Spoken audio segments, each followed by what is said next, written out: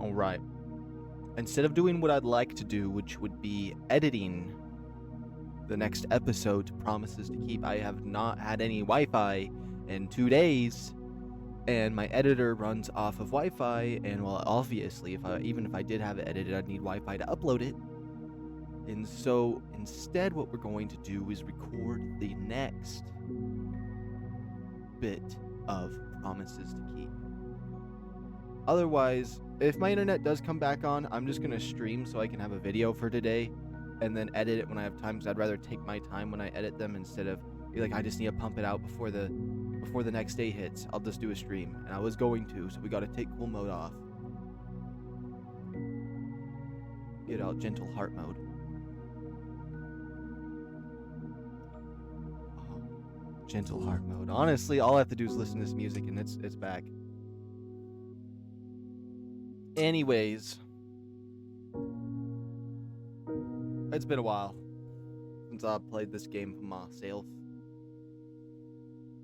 Hold on, light heart mode. It's been a while. Since I've played this beautiful game, Promises to Keep. I'm excited to come back. It was the last 2 parts that I did, I don't know, was it 11 and 12? I'm not certain. Were just so good. If I had a choice, I would just play games that are like Ratchet and Clank tier of edginess, or as pure as this game. Like, the darkest I would go would be Ratchet and Clank if I had a choice. But there is other games I like. Like, I do like Skyrim, I like Fallout, but they have cursing, they got, other themes in them, and I mean, it's like, what can you do? It's not like, I'm an adult here, of course. It's not like it's anything wrong with those things, I suppose, but I just mean, I just like it that way. Okay, I don't ever need anything crazy.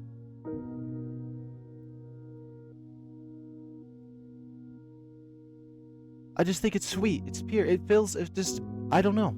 I don't know how to explain it. Anyways, enough of my chit-chat. Let's get started.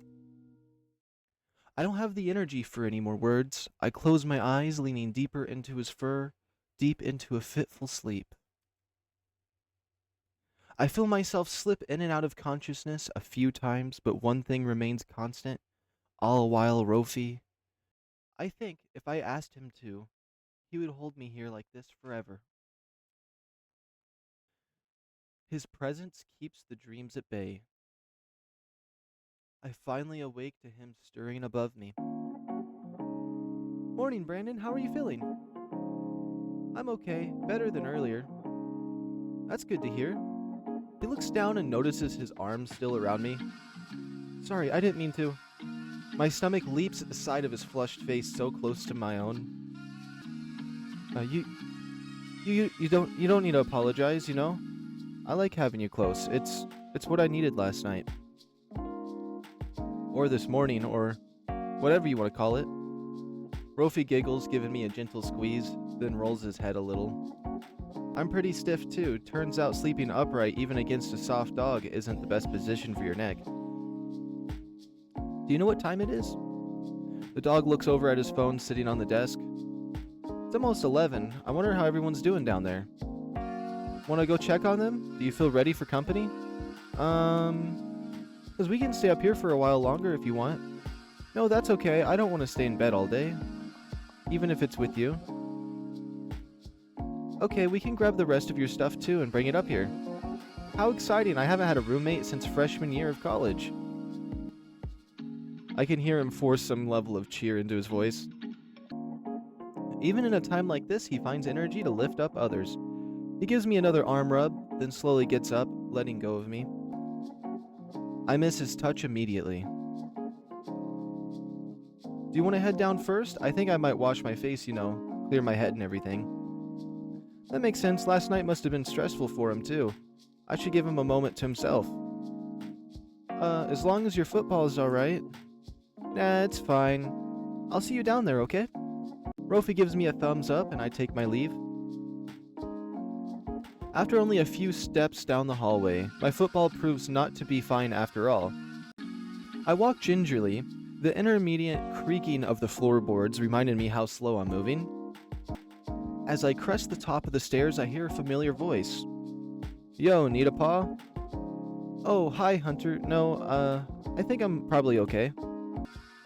Leaning heavily on the railing, I start to struggle down the steps. In seconds, the agile raccoon hops up to my level and slings one of my arms around his shoulder. Gonna go ahead and override you there. Follow my lead, okay? I start to object, but think better of it. It really is much easier with just a little help. Together we traverse the stairs much quicker, and soon we're on the couch surrounded by plants and books from the den. He gives me a moment to catch my breath. How are you two doing? Okay, I think. We managed to get a few more hours of sleep upstairs. Good. Looks like the paw's bothering you quite a bit, huh? Yeah, I think the chaos of the moment numbed the pain, but that's wearing off now. Hunter nods. Yep, adrenaline is hell of a drug. So, old Rofi has a roommate now, huh? He nudges me playfully. At the moment, we hear a dog's voice from the top of the stairs. Are you two talking about me again? Rofi hops down the stairs 2 at a time. The exhaustion of the previous night is clearly forgotten. Hunter waves to the dog. Yo, how are you holding up? Rofi gives him a thumbs up. Good, glad that I'll have company in my room now. He nudges me happily. Yeah, Brandon. He'll have someone to crush at video games all the time now. I'm not complaining. I'd take getting beaten at video games and Rofi's presence over a freezing cold bedroom any day. It's not like I had much of a choice anyways. Hey, I'm sure Brandon will catch up eventually. Yeah, I'm sure. Anyways, I was just telling Brandon how much of a wild animal you were in the dorms. The dog rolls his eyes. Yeah, you know me, always drinking and partying and doing crazy things. Hunter chuckles. What are y'all up to now? We thought it'd be good to make an appearance, let folks know we're okay. I also left a few of my things down here that I'll need later. Oh. Hunter reaches behind the potted plant that's sitting on the couch and pulls out a small wooden container. Theo put everything else in here for you. Hunter reaches behind a potted plant that's sitting on the couch and pulls out a small wooden container. Theo put everything else in here for you. Sure enough, my phone charger, toiletries, and... Sure enough, my phone charger and toiletries were sitting neatly in the box. How is he? Theo, I mean. Hunter considers for a moment, then gestures around at the collection of odd items from the den. Busy mostly, he's in there fixing things up right now. I offer to help, but Raccoon shakes his head, looking a bit somber. For whatever reason, he really wants to do it himself, basically pushed me out of the room. He runs a paw through his hair and looks down at his knees. I realize I haven't known him that long, but it's a bit jarring to see him so upset. I think back to Theo's reaction last night. Hunter was right. It was scary seeing him slip out of his calm self, assured nature into the frantic fox he was earlier today. I'm trying to strike a bit of balance, you know. I don't want to hover around him, but I want to be available when he needs help. And he will eventually. That tree branch is too big for one person to deal with. Where are the other two? How are they doing? Well, believe it or not, Ollie is still asleep. Artie asked us not to wake him. No point in getting him all worked up about this. As for Artie, he took off to his apartment a bit ago. He said something about repair materials and was out the door before I could quiz him. I thought about going after him, but Hunter looks at the two of us a bit sheepishly. I wanted to stay here and update you guys when you came down. I don't know, it felt like the right thing to do. Wanted to make sure you two were all right too. Rofi walks over to his seat on the couch and gives him a big hug from behind. Thanks, Hunter, we really appreciate it. Of course. The big guy perks up immediately at Rofi's hug, giving the dog an affectionate pat on the shoulder. I don't know how long fixing the den will take, so it's great that you two can share a room. Rofi and I share a smile. He was so quick to offer it too, without a second thought. Anyways... Hunter slides his phone out of his pocket and rises his paws. It's been 15 minutes, so I'm due to ask Theo if he needs help again. He'll break down eventually. I instinctively reach for my phone and check the time to quickly realize that it's dead. Oh, I gotta charge this thing. I stand up, only to be greeted with a flash of pain from my paw. I hiss sharply, half fall back onto the couch, both Rofi and Hunter jumping up to help me. Oh hey, careful there. Here, let me charge it for you. He grabs my charger from Theo's carefully packed box, but as he holds it out, Rofi darts in front of him, snatching the cable almost aggressively from his paws. No, I got it, don't worry. Hunter and I share a look as Rofi hands me the cable with a smile. There's an outlet right next to the couch if you reach around. Though the dog is clearly concerned about my pain, I can tell there's something else driving him too. Protectiveness, maybe? Hunter wipes surprise off his face, his normal smile returning. Okay then. Looks like y'all have this under control. Guess my updates for you guys are all done. I'm off to bother Theo. Catch you later. The raccoon waves and then hops from the room, leaving just Rofi and me. Hey Rofi, you okay? Huh? What do you mean? Well, you seemed really eager to hand me my cable. Oh, that was nothing. You're my patient, right? So I should be taking care of you. Sure. Anyways, we should also grab the air mattress and move it to your room tonight. I try to get up again, leaning on just my good paw and making a step towards the mattress next to the couch before Rofi interjects. Oh, I figured we'd just share my bed. Oh. I'm not sure why that didn't occur to me given our setup last night and our nap this morning. If, that's okay with you. I can't help but smile at his hesitation. Of course. I guess we deflate the air mattress then. His tail swishes behind him. Yeah, I can do that. Just sit back. He quickly finds the release valve for the air mattress and no time at all folded up neatly on the couch. What to do now? Oh hey, we haven't eaten yet. Want me to throw you something together from the fridge? That sounds great. Before long, Rofi and I are eating together in the kitchen. After a few bites, he lets out a huge yawn. Oh gosh, I really need more sleep tonight. The blankets Theo gave me were so warm and cozy and comfy. The dog trails off, already lost in a daydream. Someone's awfully excited to sleep. Well, you weren't the only one that slept poorly. Rofi drops his energetic facade for a moment, long enough for me to pry. Sorry, last night was really bad for you. He rubs his eyes with both paws.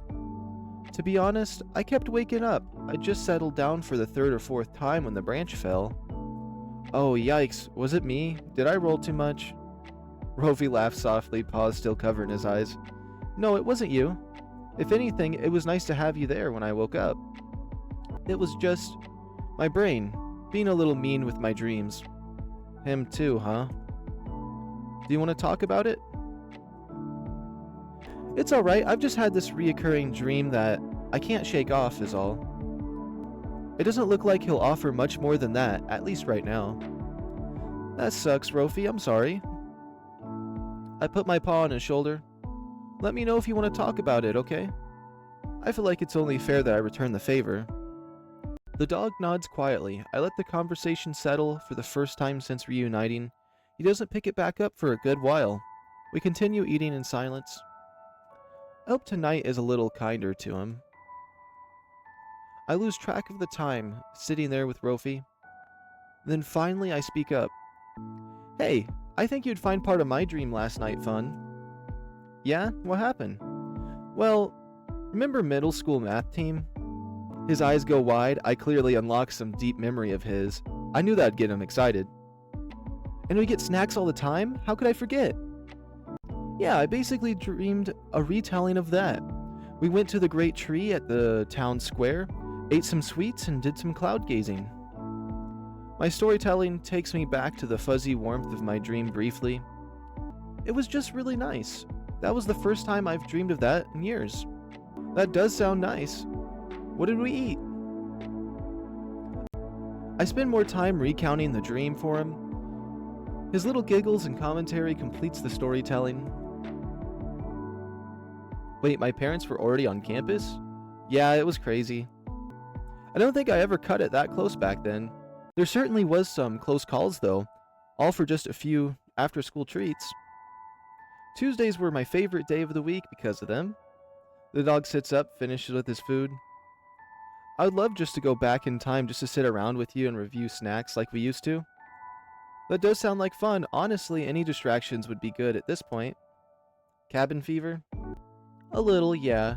I think this morning kind of exacerbated it a bit.